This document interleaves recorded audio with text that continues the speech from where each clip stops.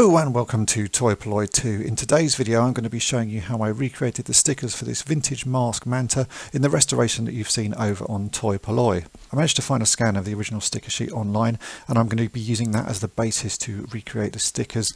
I take that into Photoshop and start with some of the simpler stickers because that's always a good way of getting started. On the Manta there are two fairly basic stickers, the number plates at the front and the back of the vehicle, so those are the ones I started with. Both of these are fairly simple things to recreate. It's just a case of hunting down the correct font and then sorting out the colours in the background. For the v.e.n.o.m number plate I needed to create a fade of going from blue to yellow, and then I drew some very simple rivets to go in the corners. The hardest part for these is actually tracking down the fonts, but there are plenty of websites that you can go to that have a good selection of free fonts available, and I was able to find both a digital font for the 300ZX logo and also just used a basic Arial font for the v.e.n.o.m text.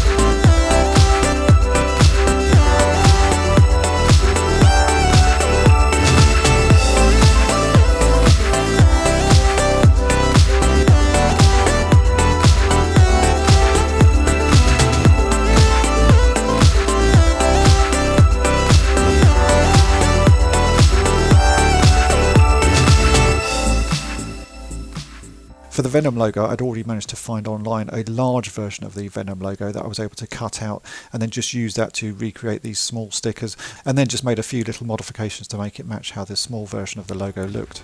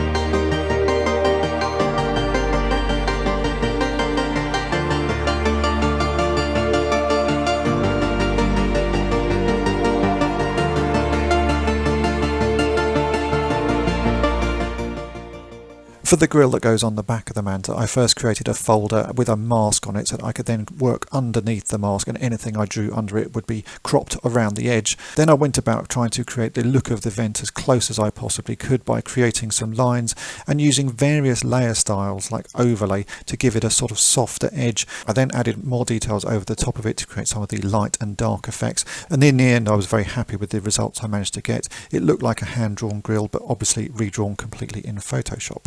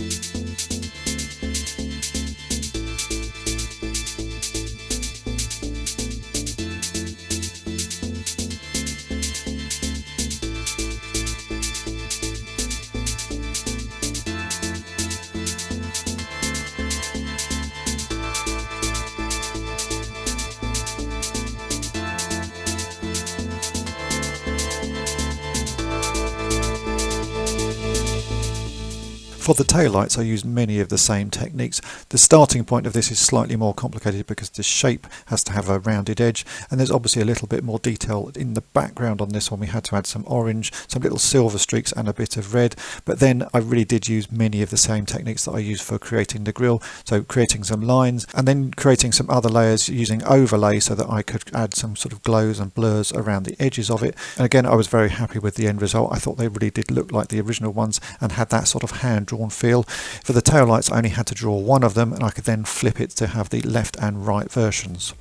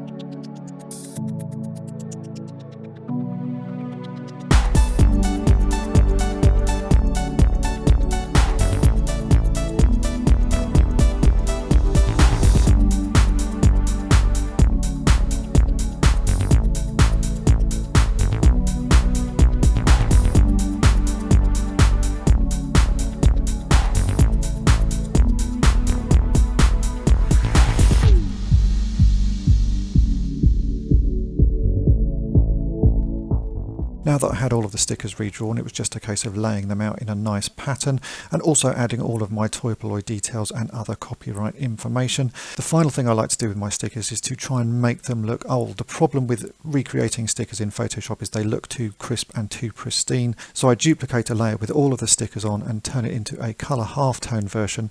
This I then slightly blend over the top of the brand new stickers that I've drawn, and it just gives it that look of an old sticker. It makes it not too perfect so that when you come to print it out and put them on the toy, they look like they should fit there. They don't look like a brand new sticker that has been applied.